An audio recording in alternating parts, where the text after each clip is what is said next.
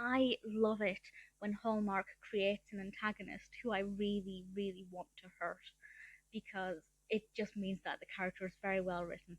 And that is certainly the case with Snowbride. Now, I'll be honest, the film got off to quite a slow start, but it's worth sticking with because it is thoroughly enjoyable once it gets going.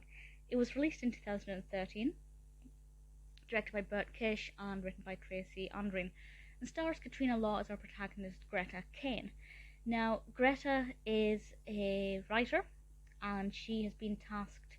She and a colleague are kind of pitted against one another, both tasked to find this expose on this particular wealthy family, the Tannenhills, and she attempts to do that, but unfortunately gets trapped in a snow blizzard very close to their estate and ends up spending time with Ben Tannenhill, one of the sons and the heir to the estate.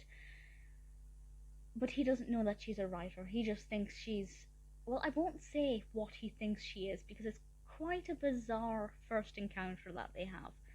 But it worked well, in terms of a disguise or a ruse, an accidental ruse. I thought it was pretty effective. And obviously, because he doesn't know her true identity, they do get closer as the film develops, but we are always on the edge of our seat wondering, will he find out that she's actually a writer, technically there to uncover some juicy family gossip?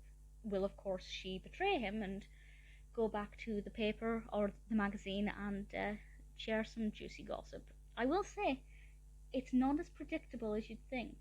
That, not to say that it's the most surprising film, but there were elements of it that I hadn't predicted, and that was quite pleasing to watch. I really enjoyed it.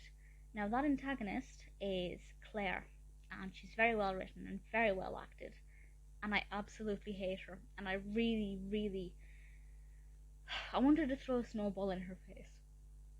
Which is relevant. I haven't lost the plot. It's relevant to a particular scene.